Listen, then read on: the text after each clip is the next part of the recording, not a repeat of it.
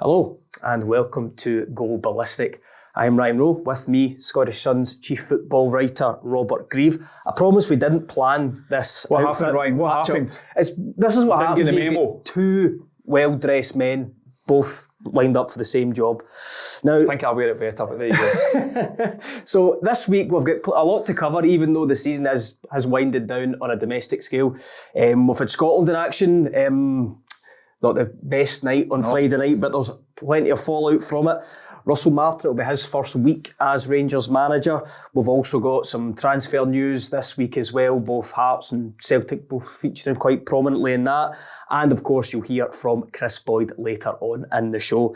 So to start, Robert, this is actually the first time you've spoke on Go Ballistic, probably since Russell Martin was confirmed. You had the story way back in February that he was in the frame. It's his first week. What are his main priorities? Yeah, I think speaking to Russell Martin last week, he's very much going to take the week or so to get his feet under the table a little bit, assess the squad that he's got there just now. I think first and foremost, along with sporting director Kevin Thelwell, I think there has been work going on behind the scenes even before Russell Martin kind of signed in a dotted line, as it were. But yeah, I think first and foremost, Rangers have to work out what they've got at their disposal, who they're maybe going to be willing to let go and maybe invite some interest in, because they've got a number of players there at the club right now, Ryan, who I think are surplus to requirements, who have to be moved on. And I think that's maybe going to be something that gets done first. But that said, you know, transfer window opens very soon. There's going to be so many names linked with Rangers in the next few weeks. It's going to be difficult, I think, to keep on top of the whole thing. We will do at SunSport. But yeah, Rangers are going to be linked with so many players. There's a number of positions, that Russell Martin and Kevin Thelwell will have to look at. But yeah, I think maybe moving some players on first might be the priority. Yeah, I mean, and talking about players coming in as well, you said it's kind of silly season, but we can sort of identify the kind of player that Russell Martin, Kevin Thelwell and Dan Purdy will want. Yeah. And I do think there's been a little bit of a misconception about what Russell Martin's style of play will be. People hear possession-based football and they think it's, pass the ball about the back and inevitably give it away. Yeah. You watch Southampton the Championship, was it like that? No, absolutely not. You say they are possession-based to a certain extent, but Russell Martin's teams get forward. They get forward quickly. I think the number 6 position is key for Rangers. I think that's going to be a position that he really has to get the right man in. And I think that'll be at the forefront of his mind, as you said, the other guys that work with him, Kevin Thelwell and Dan Purdy. The number 6 position for me is absolutely crucial in getting that right person. They've obviously got some decent midfielders in there, Nico Raskin, Mohamed Diomande. I wonder about them as well. Rangers, I think, will have to move some players on. So you wonder, they've not got a huge amount of assets in there in terms of sellable assets, and you wonder maybe one or two of these guys might be coming to the situation where they could be moved on and try and get some kind of money kind of recouped. But yeah, for me, the number 6 position is absolutely key to what Russell Martin's going to do. They'll probably need a new left back potentially. There's some interest there. Obviously, Jeff J. Rid Van Yilmaz is there. The striker position, we've spoke to all throughout last season about Cyril Dessers. He's obviously still at the club. Hamza Igman there as well. But I think the striker position is another key role that has to be filled. And I also wondered about the goalkeeping situation, Ryan. You know, Jack Butland's there at present. A big signing for Rangers when he came in, but he made so many high-profile mistakes last season that I wonder if that's another position that Russell Martin and his team behind the scenes here will be looking to address. Yeah, it gives me flashbacks to Brendan Rodgers a little bit. Now, Jack Butland made a few mistakes as well. Watching Southampton the Championship and last season, they want a goalkeeper that's good with 100%. The ball at his feet. With all due respect to Jack Butland in his career, he's never been known for that. That's not his forte. And I think he did have a difficult season. At moments last season, especially in Europe, he was fantastic, but he obviously fell at the team when Barry Ferguson was there. Came in, I think, for the last game of the season. I don't know, I'm maybe reading too much into it. I just get the impression, or I just wonder if that's something that Russell Martin will be looking at. Because you make a great point there, Ryan. The way his teams play, the goalkeeper has the ball at his feet a lot. You know, they start from the back. There's that pass into 6. They they're quite happy they want to entice teams in. The goalkeeper has to be very good with the ball at his feet, and I'm not quite sure that Jack Butland fits that remit. So someone who was linked with Rangers on and off over, seemed like the past 3 or 4 years, Lawrence Shankland, doesn't look like he's going to go to Rangers, but it does look like he's going to leave Hearts. the kind of latest in that situation, West Brom and clubs from Saudi Arabia. Yeah, I did some checks on that this morning, actually. I think things are very much hanging in the balance there. They have been for a while, in fairness. But yeah, there's interest there in Lawrence Shankland. I think it's a big decision for him to make. He only got married, I think, last week or 10 days ago. Clearly a lot going on in his life in terms of trying to get settled. I think there'll be a decision on that pretty soon, probably this week. But yeah, there is interest there. If you're a player Lawrence Shankland's age, you're going to be interested in a move to Saudi. Let's be honest about it. The wealth that could come with that, could get set up for life financially if that was to materialise. But yeah, there's interest in England as well. West Brom, I think, mentioned in the last 24 hours as a club that's maybe going to give him an option. So yeah, one to watch. I think I wouldn't rule out Hearts quite yet. Derek McInnes is obviously in at Tynecastle right now. Worked with Lawrence Shankland before at Aberdeen at a different point in his career. I don't think Hearts will be quite finished yet in terms of trying to maybe look at that, because I know that Derek McInnes rates Lawrence Shankland very highly. Yep. I mean, I think the Hearts fans would have probably seen Derek McInnes coming in as a bit of a boost for keeping Lawrence Shankland. Now, we're not going to give him advice, but what would be the best maybe for his Scotland career then? Because I've seen Jack Hendry go to Saudi Arabia. Granted, he had some injuries, but he's fallen out of the Scotland setup ever since then. What's best for Lawrence Shankland? The best for Lawrence Shankland is to be playing. Pure and simply, if he has to be playing regular football and he has to get back to the level he was at before last season. He wasn't good enough last season. Now we can talk about the rights and wrongs of where he played in Neil Critchley's team at Hearts, and maybe playing kind of off the front and maybe not being the out and out striker, and that's maybe explains his numbers. Lawrence Shankland might say that himself, but I watched a number of games and he was nowhere near good enough in terms of his overall output. And he has to get back to that stand. I think everyone could see the goal scoring prowess he had in the seasons before. That's why he was getting offered a big contract for Hearts. That's why he's interested a lot of clubs, Rangers amongst them at one point. But he has to get back to that. He has to get his mojo back, I think, a little bit. And I think Derek McInnes could be a good fit for him. As I say, he didn't quite work greatly with him at Aberdeen, but it was a different point in Lawrence Shankland's career. And I just wonder if it's maybe staying at Hearts might be the best thing for him to do. But at the same time, listen, Ryan, if you get offered a big money move to Saudi, we wouldn't see for us, would we? Here to the cows come home, don't worry. Listen, all joking apart, I think it's something that any player would have to consider. You've seen Jack Henry go over there. A number of other players obviously go over there for a year or two, probably 2 years to get the money that's on offer. And if that's an option to him, I don't think too many people could have too many complaints about that. I think it's a big call for a guy at this stage of his career, so that's got to be a part of his thinking. Someone else maybe at the similar stage of his career, but has won a lot more trophies, obviously, Greg Taylor. Yep. David Friel had overnight that he's been mulling a contract offer from PAOK and he's weighed up his options. It looks as though that's the destination that he's going to take again, also fairly recently married. Another Scot going abroad, testing another league. Only good for Scotland too, and he'll get a regular game. Yeah, not the most high-profile league, if we're being honest about it, if that's where he ends up. It's another interesting one. I was led to believe last week that maybe Tuesday, Wednesday would be the kind of D-Day for the decision there with Greg Taylor and how things pan out for him. I think I don't know, I think Greg Taylor could potentially play at a higher level than that. But you'd imagine, again, financially, that might be the most rewarding move that he's got on the table for himself right now and for his family, and that will clearly be part of his thinking, albeit I don't think it's the driving kind of force behind his decision. I don't know, I'm slightly disappointed for Greg Taylor himself that he's not staying at Celtic. I think he was a good fit for what Brendan Rodgers does there, for the way his team play. Obviously, Kieran Tierney, as we know, is coming back to Celtic for next season. We'll come to him again maybe in a minute or two, but he's obviously pulled out the Scotland squad again, probably on a precaution as much as anything else with his injury history. But I think if you were Greg Taylor, I don't know, I think he could potentially have played a whole lot of games still at Celtic. So I don't know, I'm wondering if it's maybe, if he does leave, does come to make that decision to leave, I wonder if that's maybe a decision he regrets over time. Yeah, I actually remember an interview with Greg Taylor, I think it was the winter training camp after he'd signed for Celtic in that summer. And I remember him saying, I know that I'll not be the best player in this squad. I might not even be the best player in my position, but I guarantee you I'll work harder than anybody else. That's an underrated quality. But Ryan, not even just that. I think he has good quality. I think the way Celtic play, the way the whole inverted thing, he comes into the pitch, he plays. He's got the kind of the scanning. The awareness. Yep. The awareness. He does that very well. And Kieran Tierney's got other strengths. Kieran Tierney is an elite player, on form and fit. But without, we need to be honest about it. Kieran Tierney has had issues, with his injury history. And I think Brendan Rodgers spoke about it before the end of the season about how he thought that Greg Taylor and Kieran Tierney could dovetail in terms of who plays. Celtic plays so many games domestically and in Europe.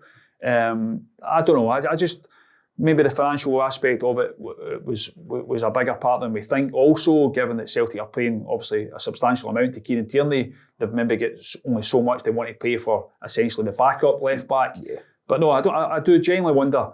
I think Greg Taylor has been a fantastic Celtic signing. He maybe hasn't got the recognition he's deserved throughout his time at the club. But I just wonder from his point of view, as I say, if it comes to pass that he leaves Celtic, I wonder, and he goes to the kind of level we're talking about, I wonder if he maybe lives to regret that. But I hope not. Listen, for him, he's got the right to make his decision, and we certainly wish him well.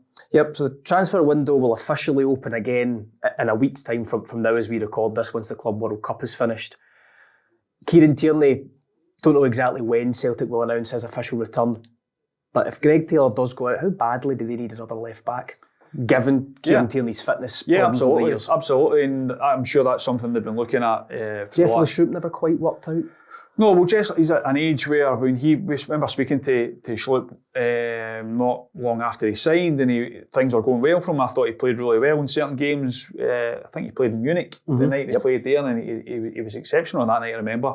And remember speaking to him, and he made it very clear he would love to stay. He loved his time in Glasgow. He was loving his time at Celtic, and he very much wanted to stay. And the next time we spoke to Brendan Rodgers and put it to him, he very much said, well, I'm sure he would.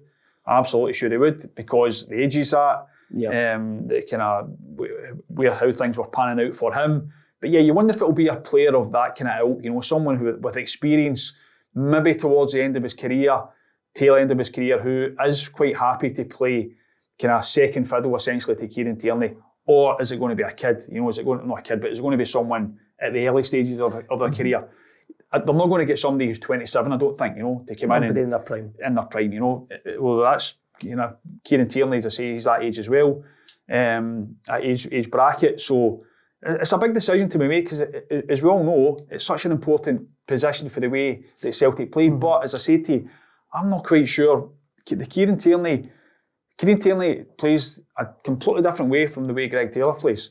That's not the way he plays left back role, and the way he played in his first spell at Celtic isn't really the way he plays now. So I don't know. I'm fascinated to see how it pans out for Kieran Tierney when he comes back to the club. I think that will be finalised and confirmed probably late June. I know there's an issue there. In terms of when his contract finishes and stuff, but yeah, that it's done and dusted, obviously. So yeah, it's an interesting. That's one to watch. Definitely one to watch. Yeah, left back isn't always the sexiest position, but it's an important one, as we've just touched on. This day and age, Ryan, all joking apart, that's like people when we were young, when I was younger, you didn't want to be a right back or a left back, but now that's your on the ball a lot. Yep. That's where you get the ball when your Trent Alexander-Arnolds of this world have revolutionised how people look at fullbacks. I'm no longer the Gary Nevilles of the world. Exactly, yeah, with a failed centre-half or a failed winger. Now, moving on to Scotland in action this week in friendlies. Interesting comment from Billy Gilmore saying that sometimes Scotland just don't turn up in friendlies. Do we need to ascertain why that is? At the end of the day, they are friendly matches. Going back to Friday night, there's been plenty written about Kieran Slicker, and Steve Clarke said he wasn't ready. If that's the case, why was he in the squad? That's the question, Ryan. That's the question. I think we could all see pretty much as he came onto the pitch, and within minutes, he wasn't ready. Now, I would have thought Steve Clarke and his backroom staff and his goalkeeping staff could have seen that in training. Now, I know there was a situation where obviously Angus Gunn gets injured. Nobody saw that coming. And obviously there was to kind of compound that, there was injury in the warm-up for, name escapes me. Robbie McCrory. Mm-hmm. He got injured in the warm-up. Nobody actually knew that. His name was still on the team sheet. Mm-hmm. And it wasn't kind of known until later that that's actually the case. So it was a perfect storm almost. Everything that could have gone wrong for the goalkeeping situation in that night, on the back of Steve Clarke saying just days earlier that he had a goalkeeping crisis in terms of what was available to him. I'm not quite sure why he did that, in all honesty, either. He said, in fact, that his squad announcement kind of saying how the situation with the goalkeepers was one he saw coming for a long time, in the back of David Marshall, Alan McGregor, Craig Gordon getting to the end of their careers. I'm not sure if you're one of the goalkeepers that you're picking, you wanted to hear your Scotland manager talking about how bad the Scotland goalkeepers are, essentially, which is pretty much what he did. But yeah, it was a perfect storm. Slicker went on. It became clear from the off that he was nowhere near the level required to play international football. But as I wrote in my match report, I felt sorry for him. I think most people did. The fans gave him a bit of stick. There was ironic cheers at one point, which wasn't great for him. It wasn't great. I really did feel sorry for him.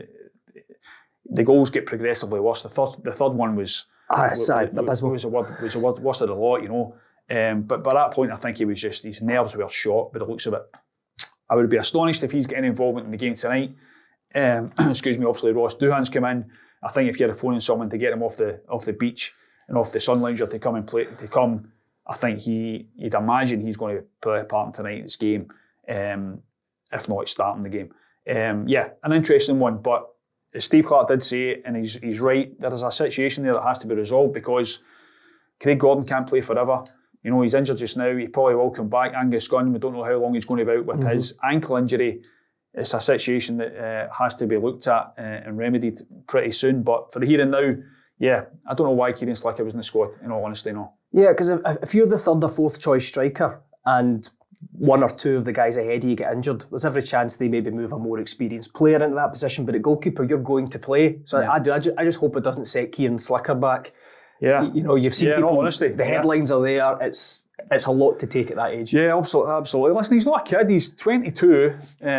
He's not as if he's 17, 18. Callan McKenna's obviously been drafted, and he'd been training with the squad last week, and by all accounts, a confident, bubbly personality within the squad. And you wondered if that's maybe, if he was to get a chance tonight or get on at some point tonight, and he has that confidence about him, and he handles the occasion, maybe that he's the answer, you know. Maybe he's the answer. Maybe Ross Doohan's the answer. He comes in and he makes some saves and stakes a real claim for it. But I couldn't really fathom it. I felt sorry for Kieran Slicker.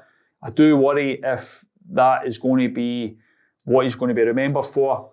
I genuinely do. And I hope that's not the case. I hope he does get another chance at some point, and I hope he does do himself more justice, because he's clearly he'll be a good enough goalkeeper to a certain extent. But listen, he played no league football at any level. And then you go to international. It's incredible to think that he ended up playing for Scotland. I mean, what was going through his mind as he was running on the pitch, tucking his shirt in? And I mean, he's gone from there to there, and I don't know. I genuinely felt sorry for him. Pity Slickers with described him as in the paper. So, but there you go. But no, we'll see what happens tonight. But a big issue for Scotland going forward. Yep. So just before we move on, you'll be speaking to Kris Boyd, and we've got a good clip from the latest one-on-one with Derek McGregor. Slight change of direction here. Big Rangers fan, Ewan Ferguson, got a hole-in-one at the weekend at the KLM Open. Connor Simon, other Scot, actually won it. It's the US Open this week. Yeah. You with your golfing nous. Any tips for the US Open? Who's told you I've got golfing nous?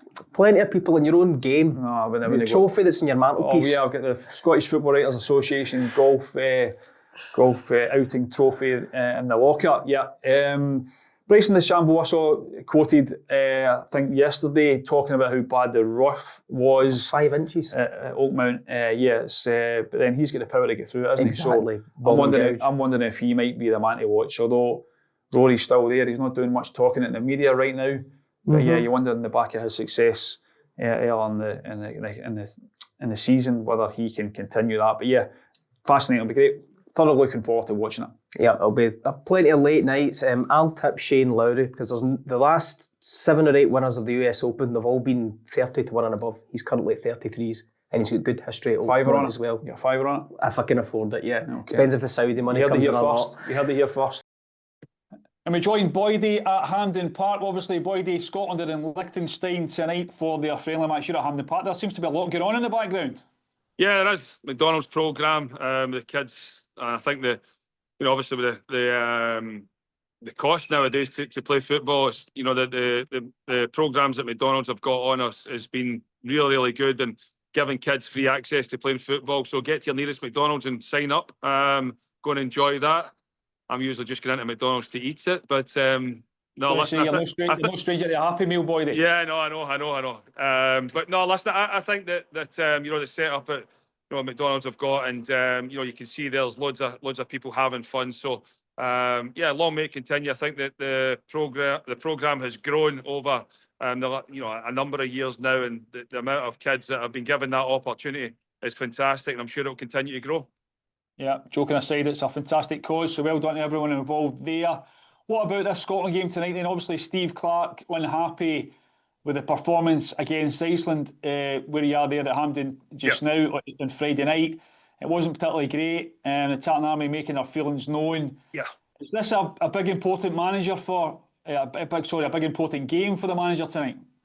Yeah, I mean, I think for every game's important, but you feel as if because of the performance and the result the other night there, that there's more scrutiny on this performance for Scotland. I mean, I expect them to go and take the game to Liechtenstein. They have to. Can we get two strikers on the pitch? Obviously, with McTominay missing out, because of the talented midfielders that we've got in there, you feel as if sometimes you're getting them all on the pitch, and I think it's important that we do. But tonight, with McTominay missing, it might just give an opportunity for Steve Clarke to get two strikers on the pitch and really have a go at Liechtenstein. You've got to. I mean, who would have thought that you would have been sitting, especially where Scotland have been over the last few years, saying that you feel as if going to Liechtenstein in a friendly in June is a must-win. But that's the territory that Steve Clarke and Scotland are under right now.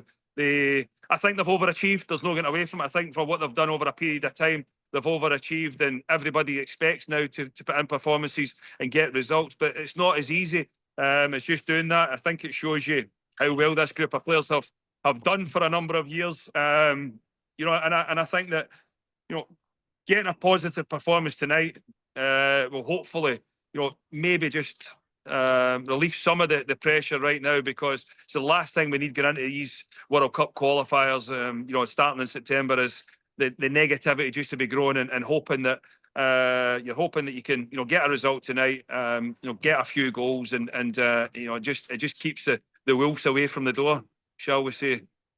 I hate to pick up on you, Boydie, but you say we've overachieved. How have Scotland overachieved? We've got players playing at the highest level. We've got the midfield that Scotland and Steve Clarke has got at his disposal is as good as we've had probably in a long number of years. How have this team overachieved? Because I think when you go back over, Jenna, I mean, 1998 was the last time that a team had been to a major competition. For this team to do it twice, I think there has been teams and there's been players before that probably would get into this team, but there's one thing about this group of players: they've got a togetherness and a steel. And you speak there about that midfield area, and rightly so. That is strong. It's been over a year since a Scotland striker scored for the country now as well. So my point being, I still think for the strength and depth that's within certain areas of this squad. You speak about goalkeeping crisis right now as well. Still, Craig Gordon's our number one at 42-year-old.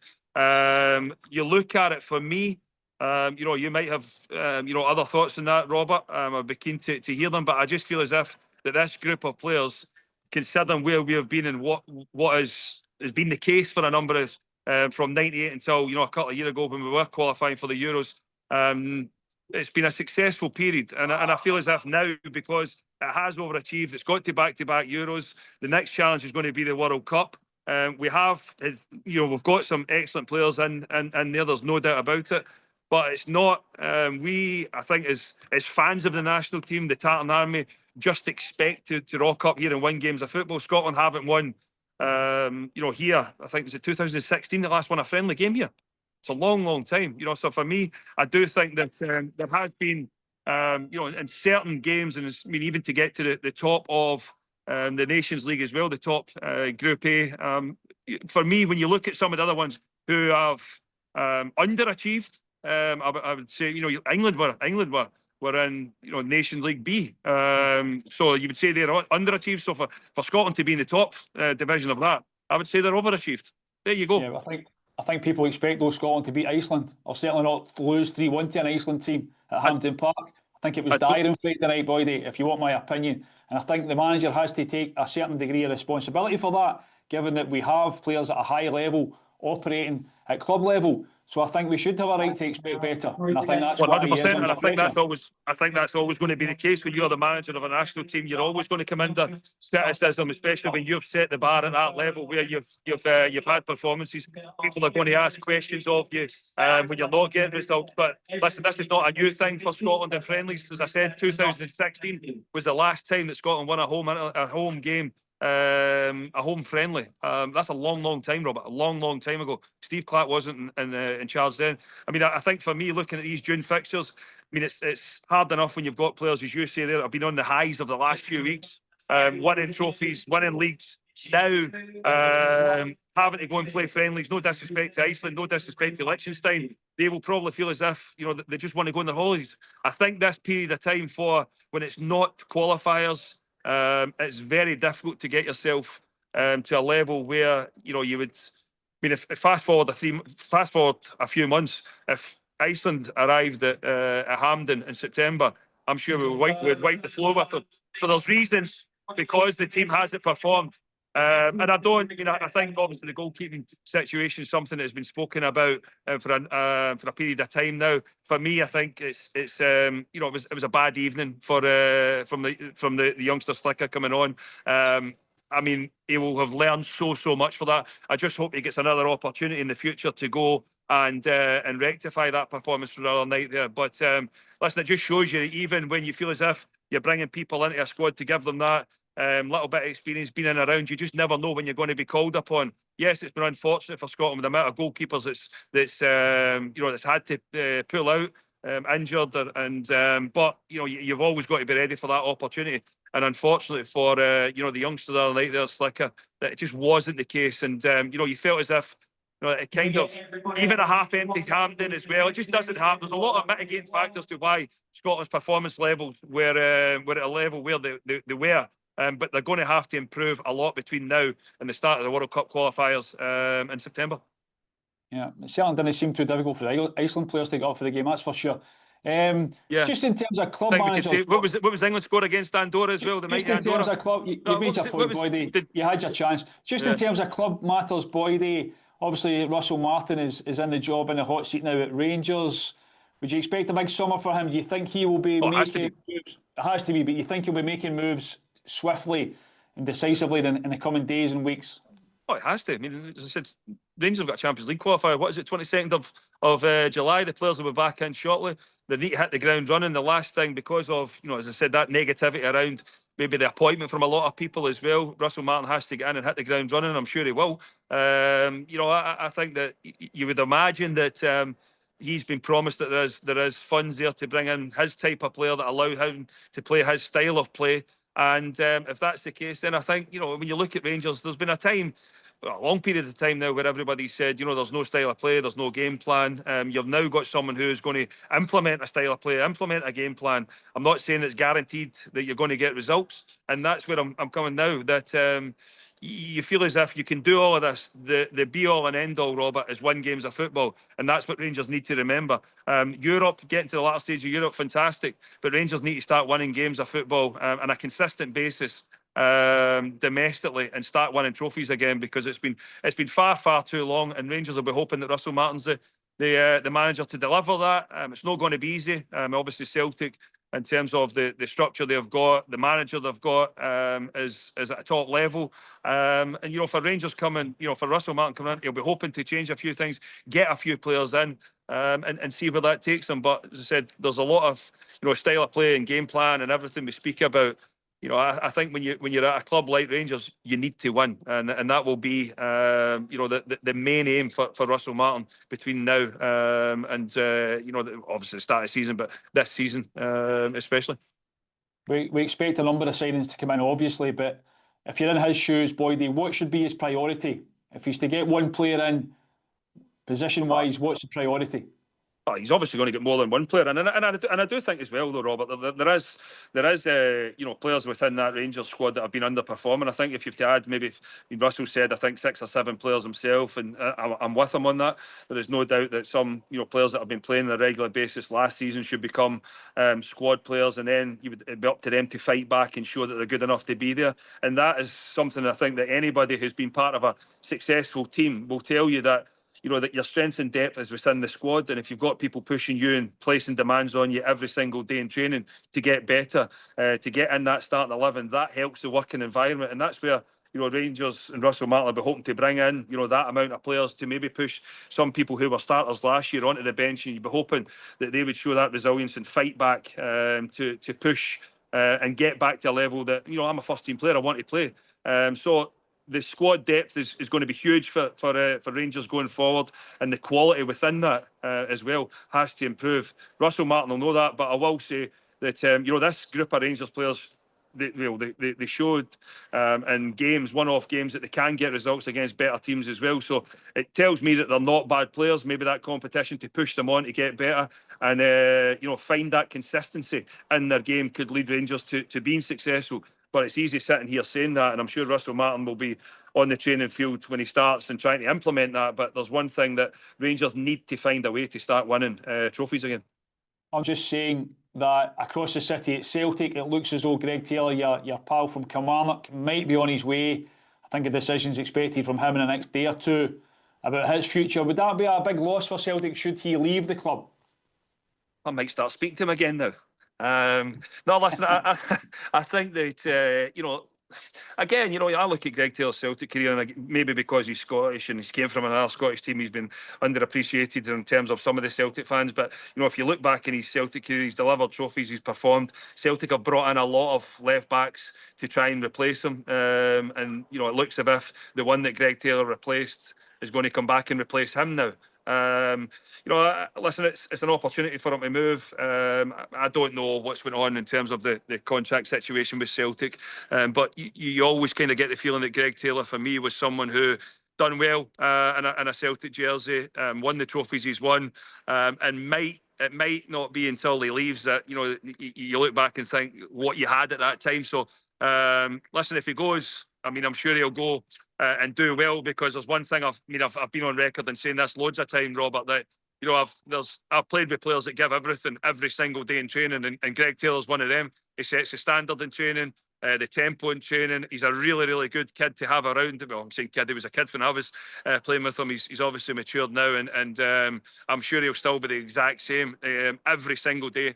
Just goes about his business and does his best to get the best out of himself, but not only that, the best out of the group. And yeah, if he does move on, and Kieran Tierney's to come in, listen, there's no doubt that Kieran Tierney's a better player than Greg Taylor. But within that working environment, I'm sure Greg Taylor will be missed, because again, speaking about Rangers and not having that strength and depth within the working environment, the group, the core group, to go and push everyone on. Even when Greg Taylor, if he wasn't playing, he would still train every single day to a level that would make sure the tempo in training is at a level where you're still getting something out of it. If players sometimes when they're not playing, it can be difficult to motivate yourself sometimes. But that's one thing that doesn't happen with him. So it will be a huge miss. It will be a huge miss for Celtic if that move has to go through. But I might get a game of golf with him now. He's always said that he would get me out for a game of golf. Last time I played him, I beat him, so I'll give him the opportunity to beat me as well. But listen, for me, I think he will be missed at Celtic. Well, you're a great team player. You're a great team player yourself, Boyd. You're all for SunSport and Go Ballistic every single week. Great to see you. Thanks very much for joining us. And I'm just wondering, are you close enough to that bench? Usually, you're familiar with the Scotland bench, weren't you? Yeah, I was, mate. I was. And that's what I'm saying. I'm used to that noise. To be fair, I've been over here for a couple of hours now. I'm usually whipped off by this time, so that's what it is. But it's nice to see. Usually you'd come out and cover things like this, but it's nice to see you on the warmth of the desk there, mate. Take it you'll be covering the Scotland game tonight. Thanks, Boyd. Cheers, mate. Take care.